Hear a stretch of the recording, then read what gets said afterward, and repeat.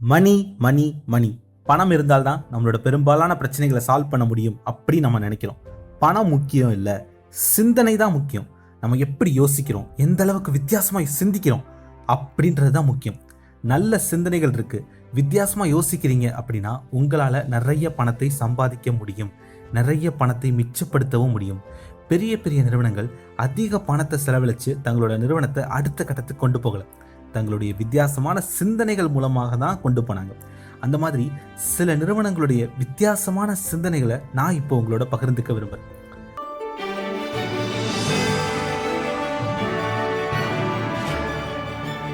எண்ணுவதெல்லாம் உயர்வு. நான் உங்கள் ஜேஆர். சவுத் வெஸ்ட் ஏர்லைன்ஸ் அப்படின்ற ஒரு ஏர்லைன்ஸ் கம்பெனிக்கு ஒரு பிரச்சனை இருந்தது.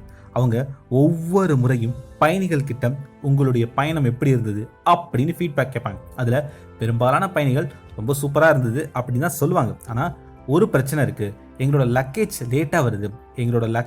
லேட்டாக வருது அப்படின்னு திரும்ப திரும்ப சொல்லிக்கிட்டே இருந்தாங்க. கிட்டத்தட்ட எல்லா பயணிகளுமே இந்த கம்ப்ளைண்ட்டை சொன்னாங்க. அவங்களோட லக்கேஜ் ஒரு 1/4 மணி நேரம் இல்லை 20 நிமிஷம் கழிச்சு தான் வருது.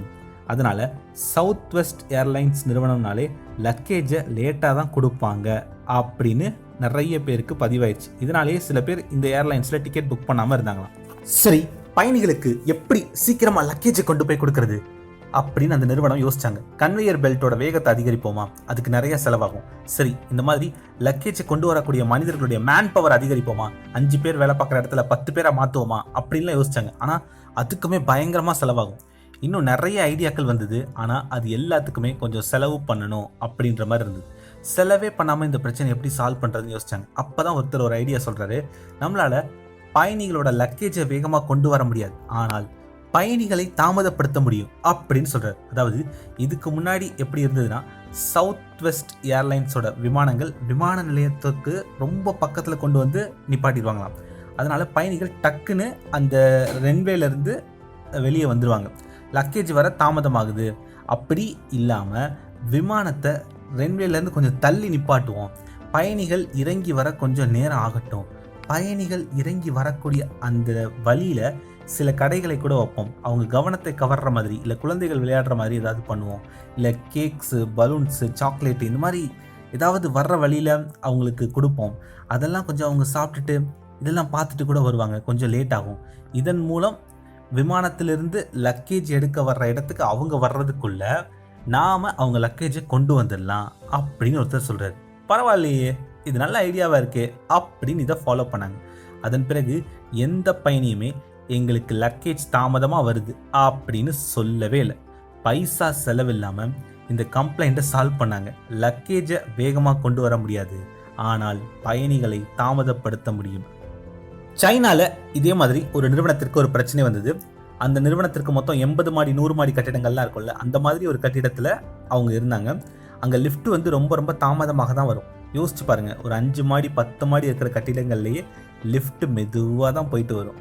80 மாடி இருக்கிற ஒரு கட்டிடத்தில் மொத்தமாக ஒரு 4 லிஃப்ட் தான் இருக்குது அப்படின்னா அதுக்கு எவ்வளோ நேரம் வெயிட் பண்ணும்.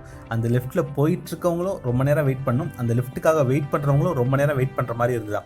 நிறைய பேர் லிஃப்ட்டோட வேகத்தை அதிகரிங்க, இல்லை இன்னும் 2-3 லிஃப்ட் எக்ஸ்ட்ரா போடுங்க அப்படின்னு சொல்லி பார்த்தாங்க.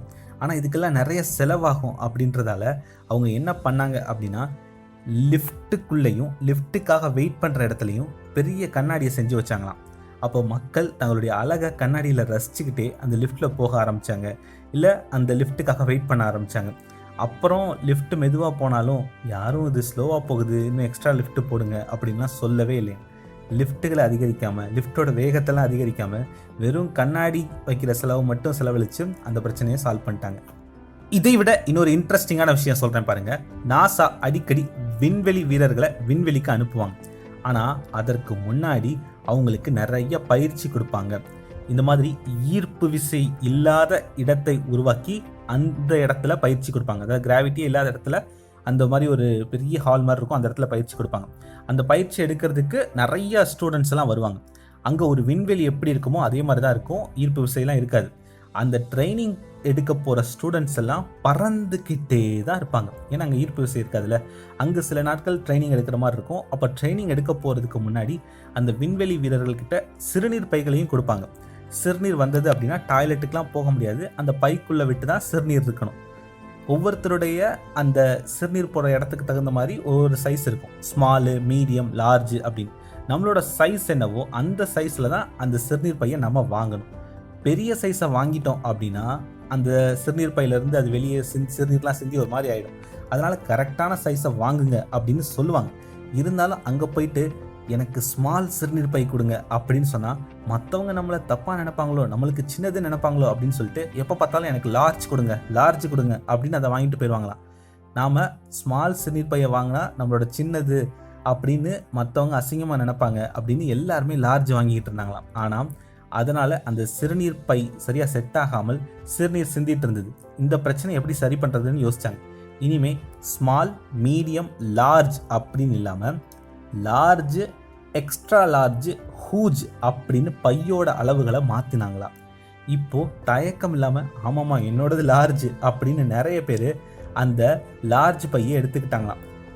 ஜஸ்ட்டு ஒரே ஒரு வார்த்தையை மாற்றனால அந்த ப்ராப்ளம் சால்வ் ஆயிடுச்சு. அந்த பையில் போட்டிருந்தது லார்ஜாக இருந்தாலும் அதுதான் ஸ்மாலு. கிட்டத்தட்ட இதே பிரச்சனை ஸ்டார்பக்ஸ் நிறுவனத்துக்கும் வந்தது. ஸ்டார்பக்ஸ்குள்ளே வந்து காஃபி குடிக்கக்கூடிய மனிதர்கள் ஸ்மால், மீடியம், லார்ஜ்னு எது வேணால் ஆர்டர் பண்ணலாம். ஆனால் இவ்வளோ பெரிய கடைக்கு வந்துட்டு நம்ம ஸ்மால் ஆர்டர் பண்ணோம் அப்படின்னா பில்லு போடுறவங்க நம்மளை தப்பாக நினைப்பாங்களே, அடுத்த லைனில் நிற்கிறவன் என்ன ஸ்மால் வாங்குறான் நம்மளை தப்பாக நினைப்பாங்களே அப்படின்னு எல்லாருமே லார்ஜ் தான் ஆர்டர் பண்ணுவாங்களா. ஆனால் லார்ஜோட விலை ஜாஸ்தியாக இருக்கும். அங்கே போனால் லார்ஜ் தான்ப்பா குடிக்கணும் அப்படின்னு அந்த கடைக்கு 4 தடவை வர்றவங்க 2 தடவை மட்டும் கடைக்கு வந்தாங்களாம். இதனால் கடைக்கு வரக்கூடிய கஸ்டமர் எண்ணிக்கையும் குறையுது அப்படின்னு யோசிச்சுட்டு ஸ்மாலு, மீடியம், லார்ஜ்னு இல்லாமல் டால், கிராண்டி, வெண்டி அப்படின்னு மாற்றினாங்க.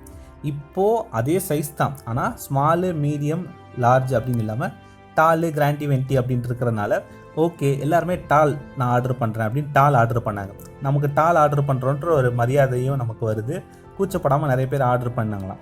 இதனால் கடைக்கும் அடிக்கடி வந்தாங்களாம். இந்த மாதிரி சின்ன சின்ன வித்தியாசமான சிந்தனைகள் மூலமாக தங்களோட வியாபாரத்தை நிறைய பேர் அதிகரிச்சுக்கிறாங்க. பெரிய பெரிய பிரச்சனைகளை சால்வ் பண்ணியும் இருக்காங்க. பெரிய பெரிய பிரச்சனைகளுக்கான சொல்யூஷன் எல்லாமே ரொம்ப சின்னதாக தான் இருக்கும். இதுக்காடா இவ்வளோ நாள் கஷ்டப்பட்டோன்ற மாதிரி இருக்கும். கொஞ்சம் வித்தியாசமாக யோசிங்க. உங்களோட மைண்ட் செட்டை எப்போதும் வித்தியாசமாக இருக்கணும். எல்லாரும் சிந்திக்கிற மாதிரி நீங்கள் சிந்திக்கக்கூடாது. அதற்கு இந்த மாதிரி கொஞ்சம் வித்தியாசமான கதைகள்லாம் தொடர்ந்து கேளுங்க. எப்படி பெரிய பெரிய நிறுவனங்கள் இவங்கெல்லாம் வித்தியாசமாக இந்த பிரச்சனையை சால்வ் பண்ணாங்க அப்படின்னு தெரிஞ்சுக்கோங்க. அந்த மாதிரி நிறைய கதைகள் நம்ம சேனலோட மெம்பர்ஸ் ஒன்லி வீடியோஸாகவும் அவைலபிளாக இருக்குது. நம்ம சேனலோட சப்ஸ்கிரைப் பட்டனுக்கு பக்கத்தில் ஜாயின் பட்டன் ஒரு ஆப்ஷன் இருக்கா, அதை கிளிக் பண்ணி நீங்களும் மெம்பர் ஆகிட்டீங்க அப்படின்னா அந்த வீடியோக்கள்லாம் பார்க்கலாம். சில்வர் மெம்பர் பிளேலிஸ்ட்னே ஒரு பிளேலிஸ்ட் இருக்குது. அதில் போய் அந்த வீடியோக்கள் எல்லாத்தையுமே பார்க்கலாம். எக்கச்சக்கமான வீடியோஸ் அவைலபிளாக இருக்குது. நீங்கள் நம்ம சேனலோட மெம்பராக மாறணும்னு நினச்சா எனக்கு ரொம்ப சந்தோஷம். நம்ம சேனலுக்கு தொடர்ந்து சப்போர்ட் பண்ணணும்னு நினச்சா மெம்பராக மாறுங்க. ட்ரீம் பிக் அச்சீவ் பிக் என்பதெல்லாம் இரும் காற்றை போலவா நீ தடைகள் உடைத்து வா, நீ படைகள் எடுத்து வா, நெஞ்சுள்ளே வெடிக்கும் காத்திருந்த எரிமலை